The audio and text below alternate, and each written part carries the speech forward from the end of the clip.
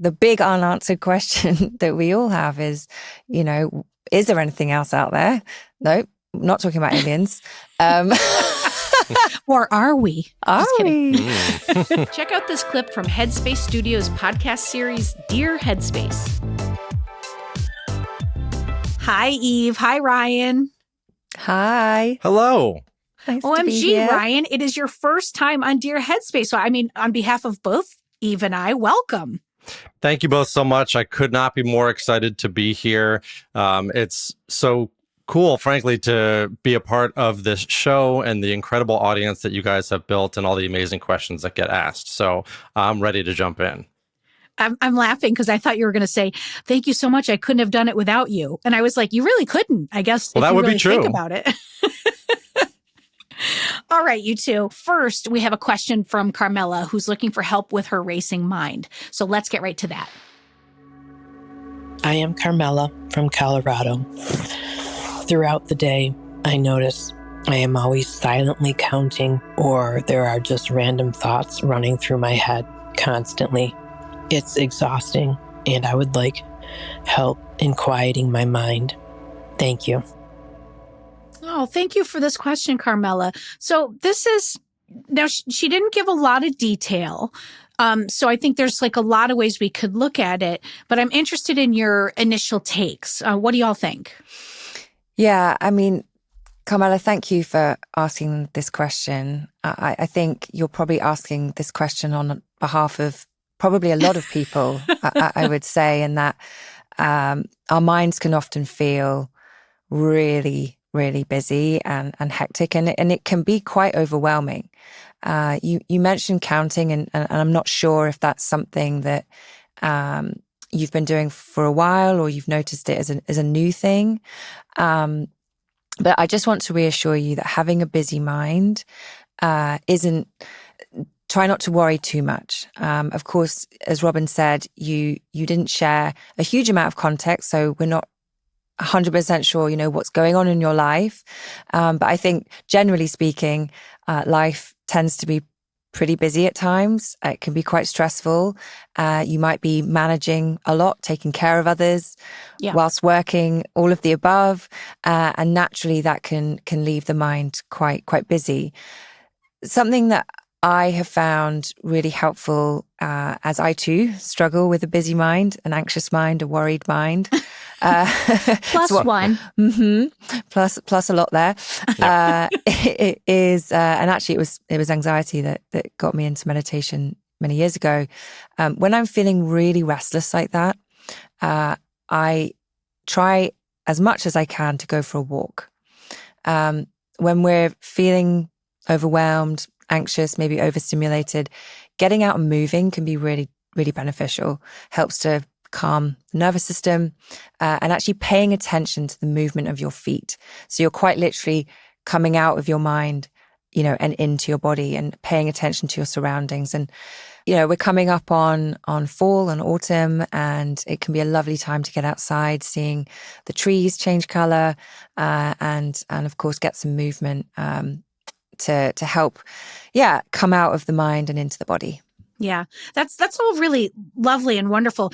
I also was thinking along those lines of the, maybe it not being the most detailed of questions, of that line of, is it getting in the way of your living? And there's something to be said for, she called in with the question, so I'm making the assumption it might be a little bit. And then I wonder if maybe that might be time to talk to somebody, because if it is starting to be something that is, maybe a little compulsive, or like I said, impeding your day to day.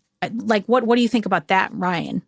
Yeah, well, it's one thing for these types of thoughts to get in the way of your meditation practice. It's another thing for it to get in the way of you being able to work or communicate effectively. So I think this is a great point. For me, I found myself wondering, because she sort of expresses it as if it's constantly happening. And my question would be is that true in that sense of 24/7, you notice yourself counting constantly? Or is it more the case that when things start to slow down, or when things are quiet, or maybe when you would like to be able to meditate, you find yourself more distracted? So I'd be or in curious. anxious moments, like to Absolutely. Eve's point. Like I know sometimes when I'm anxious, I start going through details of things, and because it like calms me down. Like, well, if I get out at 5 o'clock, if I do this, like those kinds of things, sometimes I quiet my mind. So it's like what, like to your point. Yeah. And the other thing, though, is she asks about quieting her mind. I wonder what her concept of a quiet mind is. Because for everyone, I think would probably define this differently. Because even I'm sure you could speak to this as a expert meditation teacher, but quiet mind is not necessarily no thoughts. Yeah. Right. And I think Yeah. when people want what they might think of as a quiet mind, they hope that that's possible because I don't want to be counting all the time. Right. But for me, a quiet mind also might be an engaged mind. I'm engaged in an activity or I'm engaged with a person that I really like talking to. So if Carmela notices times in which she's not counting or when these thoughts are not coming up, I'd be really curious to know, oh, well, when do you find yourself more engaged and more present, assuming that those opportunities exist for you?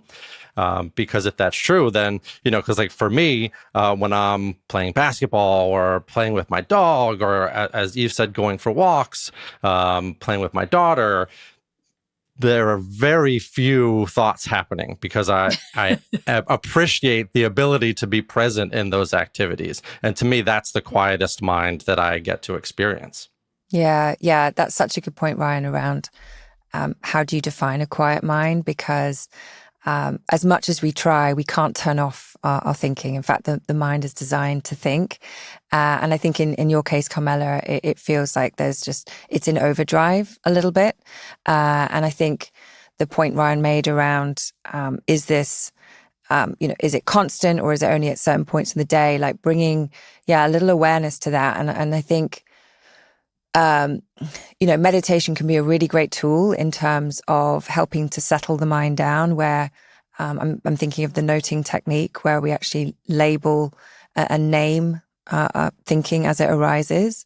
But of course, right now that also may be quite overwhelming, particularly if your mind is feeling really, really overactive. And we often Because think you just have pages of notes. Mm-hmm. Well, what do these exactly. mean? Yeah. And I think it's really important to highlight, though, that even in meditation, if your mind is really busy, it doesn't mean you're doing anything wrong. Yeah. In fact, you're actually cultivating more awareness of the quality of your mind and how you're feeling. And of course, that sometimes can be quite uncomfortable depending on what's arising. And Robin, I think it's really wise to point out, like, if this is something that is truly interfering with your day-to-day, your ability to focus, to engage with others, even your ability to get to sleep at night. Often when we're feeling overstimulated, it can be very hard to get to sleep. It could be really supportive to potentially meet with maybe a therapist or a healthcare professional, particularly if you are navigating other difficulties in your life that you need that support on. But I think as some tools, on this show, we try to provide techniques, exercises that might be supportive. Is there something in your life that you can re-engage in? That might be a hobby. It might be spending more time with family, with friends, whatever that might be, as a way to really, I say mindfully distract you, because there is some wisdom in redirecting our attention to something that feels enjoyable. Yeah, I mean, it's like to your point, like Ryan was talking about time with his daughter and some sports and stuff. Like I've spoken at length about how tennis does that for me. It's such an engaged sport that I cannot think. And I welcome that time to shut my very busy brain off and just be thinking about the tasks at hand, but at the same time, I also think about if I'm really anxious and lots of thoughts are swirling, sometimes like focusing on my breathing doesn't work. It makes me more anxious, but listening for different sounds and naming them and being like, that's this and that's this, or looking for colors, like those kinds of things help bring me back in the moment. Just those quick turn, like easily to get back into your body. And I've learned that all from you guys. I'm going to cry over here. Just kidding. No, I love that, Robin. And I think in many ways, like societally, I especially see this with my daughter, with kids, we are used to a lot of stimulation. So in quieter moments, our brain sort of has to adapt to not having to think, plan, choose, do all the tasks that we might be asking of it on a regular basis. So sometimes it's getting comfortable with quiet, and even noticing that when I don't have to be doing anything, I don't have to also have the TV on. I also don't have to be with another device in your hand. And you know, it's a little bit of a scapegoat, but I do think that there's a degree of discomfort with non-activity that is happening for people. For sure. Yeah, that's actually making me think. Again, not knowing fully what's going on in your life is if you are finding that you're being pulled in many, many different directions. Is there a way of maybe doing a little bit of a review on how many things you're actually taking on and doing? And that is also taking in. So that might be news, social media, things on the TV, being asked to, or saying yes to too many things. So it might be really supportive to look, am I actually doing too much? Because often when we're trying to please so many people and then take in everything that comes at us from news, and let's be honest, watching the news right now is pretty stress inducing. And even being on social media as well, I've recently taken a little bit of, not a huge break, but I'm trying to be a lot more mindful of my social media use, because it was really starting to stress me out. And so maybe that could be also helpful to you. But in terms of a course you might find helpful, it's one of our OG courses, I should say. There's something so funny about OG coming out of your glorious accent. And it's our Managing Anxiety course. It's a really in-depth 30-day meditation course. Try the first day maybe and see how you go. If it's making your mind feel even busier and it's not supportive, that's okay. Come back to it maybe. And we also have some really lovely mindful walks, meditations in the app as well, which you could also find helpful right now. Amazing. All right. Well, thank you for your question, Carmela. I mean, I think if nothing else, I hope you heard you're not alone. So we're sending you support and a quiet mind. Okay, let's take our next question from Sandra. Hi, I'm Sandra from Finland. And my question is about death, or particularly fear of dying.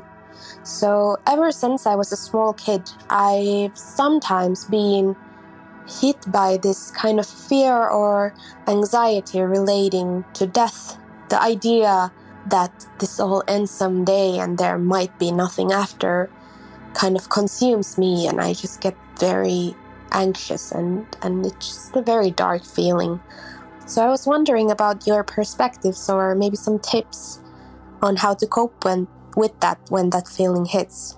Because it really kind of takes you to a negative place and disables you from enjoying the moment and really being in the present. So would appreciate your thoughts on this. Okay, you too. Right out of the gate, I've got to say something. Okay. At first I was like, well, this is a big life question. This is a huge, one of those questions that are hard to answer. But then at the end, I thought when she said, because it takes you to a negative place, I thought that's the part where I'm not necessarily sure that's true. It could take you to a place of appreciation for life, or for if this is all we have, I want to go big and enjoy my life in a responsible way, Sandra. Of course. But it's it is a big question wrapped up in but is that part true? I think you nailed it, Robin. Thank you, Ryan. I so rarely do, so I appreciate it. I wanted to make sure you were called out. I think because we give meaning to our thoughts. We can decide when we have any kind of thought, that was a weird thought that came out of nowhere, much like when a random song gets stuck in our head. But we can also decide, oh no, I'm thinking about death. That's bad. That's scary. I must be, dot, dot, dot. And we assign all these judgments and assumptions to ourselves because we're experiencing that thought. But I think, to your point, we don't have to. If we were to treat this thought like a friend coming in to say, like, hey, I've been thinking a lot about dying recently. How would we respond to that person, right? Yeah. Would we kind of welcome it? Would we say, like, oh my God, well, let's not think about that. Let's go distract ourselves and do something else, maybe. But my sense in listening to Sandra is that this thought has a desire behind it, that she wants something good to come from this thought, whether that's I want to live my life fully, I want to feel like I'm doing something, aligned with my values or passions. Or I just want to feel joy and not feel like sad absolutely. or scared. Like that's, absolutely. There's an ask in there. You're right. Yes. And to be able to recognize, well, what is it that I want to see happen when I feel this fear or when I think about this, hopefully far out into the future event that's going to happen? What would I like to see myself do in response, right? Would I like to see myself, you know what? I haven't called my mom on the phone in a little while. I haven't... we were talking about hobbies before. I haven't done that thing I used to do when I was a kid in a while. And then, okay, I have this thought about death sometimes, but I experience it and then I use it as a reminder to do things that I care about or do things that help me feel like I am taking advantage of the time that I have. Yeah, I think the thing that stood out to me most from Sandra's question was towards the end, where she specifically highlighted, it really takes me away from being present and doing the things that, I enjoy. And I think that's, for me, maybe really the crux of her feeling and her question, because when we're fearful and scared and worried, it takes us away. It takes us actually far, far forward into a future where, it's unknown. Unfortunately, the big unanswered question that we all have is, is there anything else out there? No, not talking about aliens. Or are we? Are we? No, when is our time up? And is that it? And I am inclined to think there is something else, but I can't really put it into words, only that since I lost both my parents, there have just been little signals that I get. And that brings me a lot of comfort. And I think the other thing that Sandra's really touching on is impermanence, right? Life is not permanent. And that is the one fact, the one guarantee in our life. And that can be a really scary thought that it's going to be all over at some point. But I think it's also a very natural thought. What I'm hearing from Sandra is she wants to be able to engage in life. She wants to be able to enjoy what she has, appreciate it, feel gratitude with the people, her friends, her family. And that's a really beautiful thing. And when something feels like that might take us away from that, it's scary.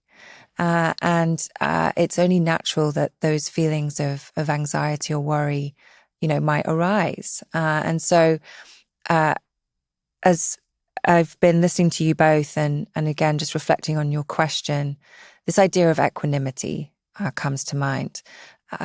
In meditation and mindfulness, that really for me means a sense of like balance, steadfastness, wholeness, being at ease with whatever arises. And it's a really lovely practice. I'm actually doing a lot of it myself at the moment as I navigate some of my own ups and downs. But I'll often say, may I be at ease with whatever arises. May I be calm and centered, and may I be kind and patient. And it just helps me to both calm myself down when things are feeling overwhelming, but also as that point to come back to. It's like, actually, whilst this thought is valid, it's actually not helping me right now. And can I actually, to your point, Sandra, around that, I want to be present. I want to enjoy things, really put that attention into those things that bring you joy and that you appreciate? And can you truly be there? Yeah. If all things are possible, right? If all things are possible, there's like, to Eve's point, like, I'm starting to get some signs that maybe there's something else there, or maybe there's nothing there. Whichever comforts you, why not choose that one? We're never going to know in this time what happens. Like, likely we're not going to know what happens after we're gone. So why not choose the thing that makes you feel best? Like, I choose to believe that there's, matter can never be created nor destroyed, and our souls are out there, and my parents are with me somewhere. And I often, while walking or meditating, will vision them standing behind me, like very Harry Potter in that glass, in the mirror, like just standing and being like, you got this, you got this. And that brings me joy to believe that, they're there and they're rooting for me. And so is there a choice you can make, Sandra, that's like comforts you and helps you through those moments?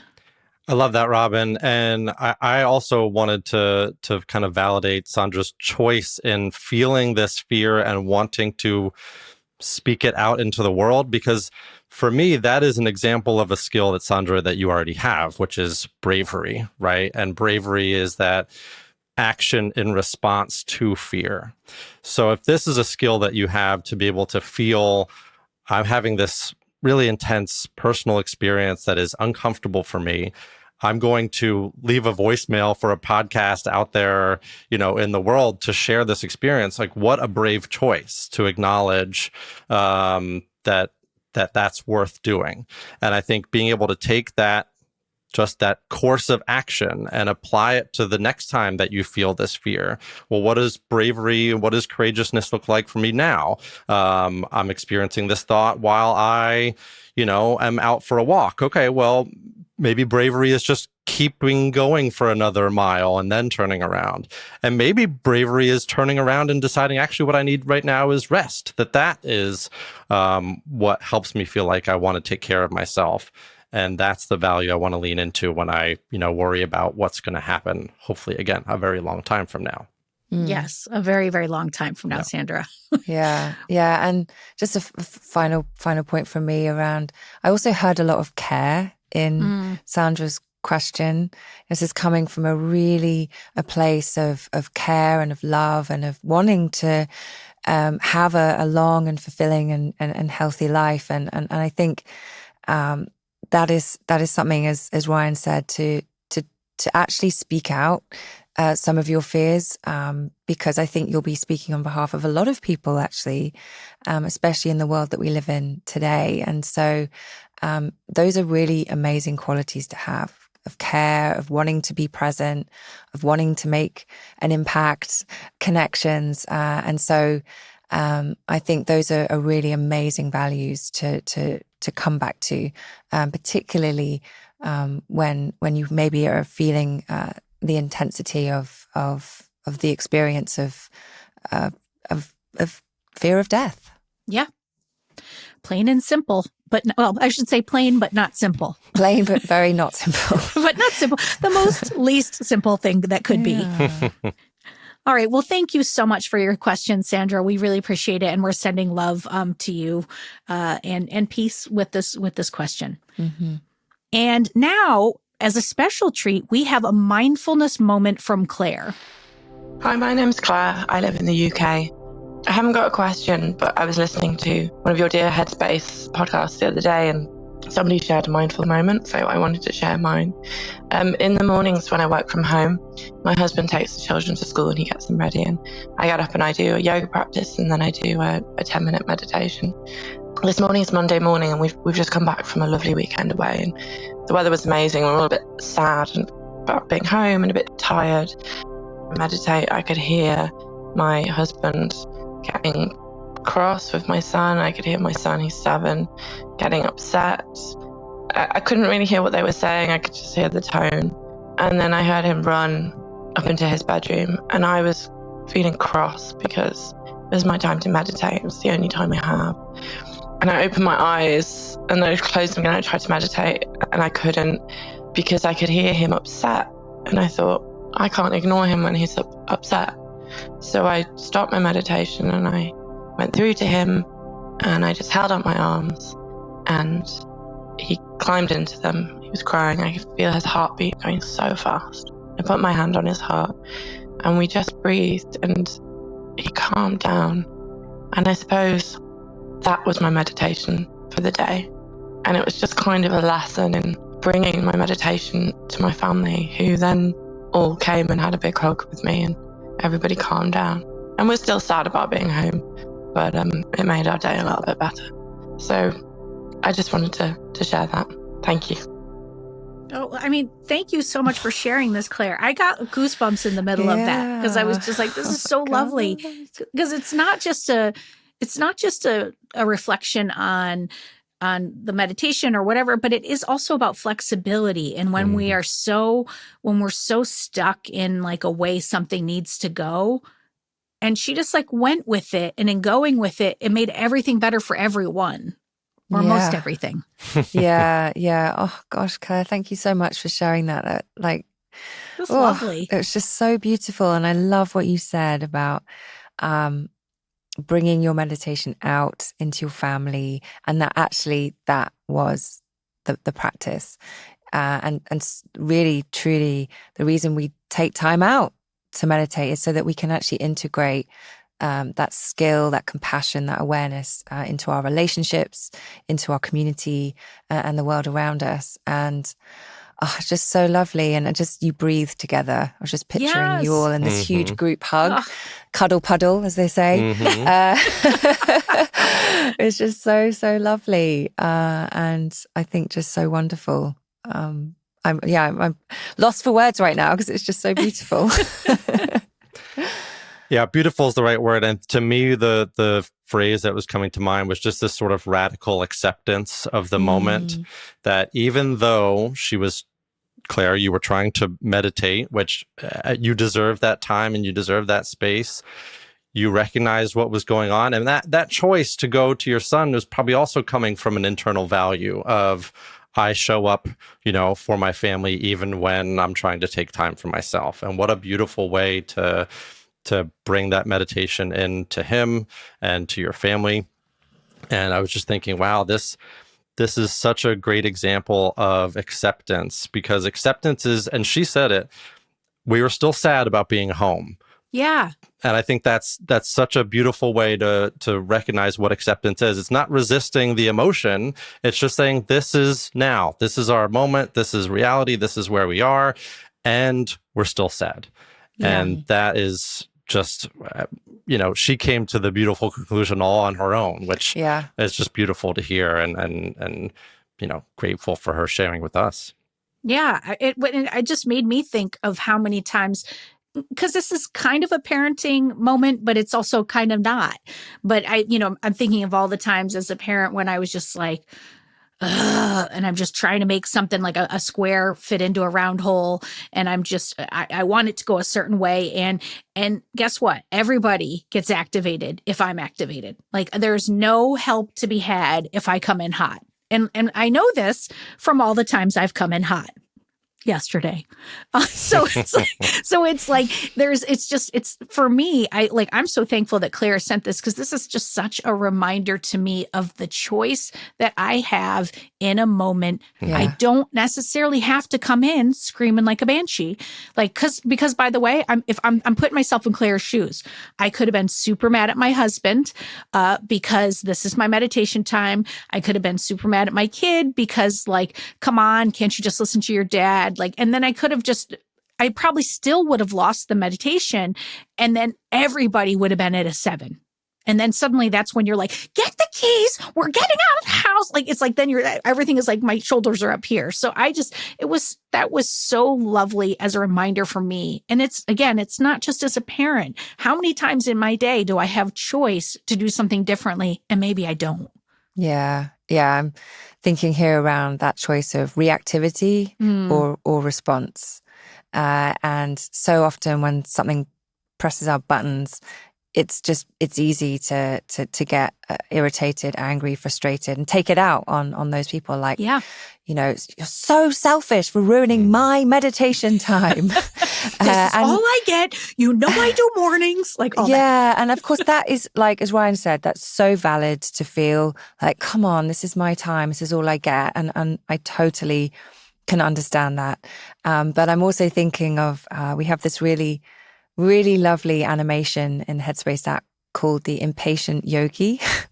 And it's so lovely because this animated yogi character is trying to do their meditation, and they're sitting down and it's nice and quiet in the room.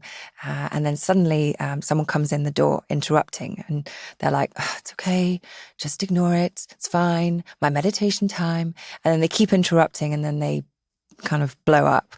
But actually the person was coming in to ask them for their advice on something.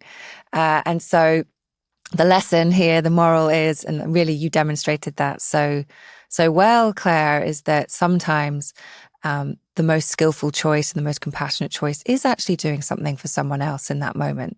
And knowing that when it comes to your practice, and I'm sure you know this, that idea of a beginner's mind, maybe the practice on that Monday didn't go as you intended, but there's always the next practice. And actually, it sounds like you all got so much more from you actually not doing your practice and doing what you did. And I think there is just so much skill, and it's a real lesson and reminder to me as well of, not everything in life goes the way you want it to. Actually, more often than not. More often than not. And I don't care for that, Eve. No, someone should do something. Yeah. I know. Come on. Get me the manager. Could we please? Yeah, come on, please. Wherever they are. It's not what I ordered. Well, I just want to say thank you to Claire for sharing the mindful moment, because I know that if that was a reminder for us, that was a reminder for everyone. And just to be able to have a moment slowed down and to see a different choice, that's invaluable. So we're so thankful. And I just also what a lovely and delightful way to end the episode, right? It's just so nice. Even in the hard moments, we can stop and we can make a different choice. Yeah, I would say if anyone else wants to share, their mindful moments, that's a really lovely way for us to not only talk about it, but also hear, how are you actually integrating these practices into your life? I think that's so lovely. Yeah, amazing. And I want to let folks know as we're getting ready to say goodbye to you, which always makes me sad, but happier for having had the conversation. But I just want to let people know that Headspace is now offering mental health coaching in the Headspace app. And once you sign up, this is what's so lovely about it. You're connected with a trained expert, someone just like our new friend Ryan here, and they provide live one-on-one care and support. And thank you, Robin. And I think what's great about that is it's an option of help on your time and from anywhere. So whatever you're going through, your coach is there for you every step of the way. Absolutely wonderful. And I want to give a huge shout out to Carmela, Sandra, and Claire for your questions and that mindful moment today. If you'd like to ask a question or share a mindful moment with us, all you have to do is head to sayhi.chat/dearheadspace, and you're going to follow those prompts to record. The link is, of course, in the show notes. And if we are able to use your question on Dear Headspace, you're going to get 3 months of Headspace for free. It's just a win-win-win. It really is. It really is. And I think to Claire's mindful moment, look at how that's impacting her family as well. Yes. So definitely take Robin up on that offer. Until next time, stay happy, stay healthy, and be kind to each other.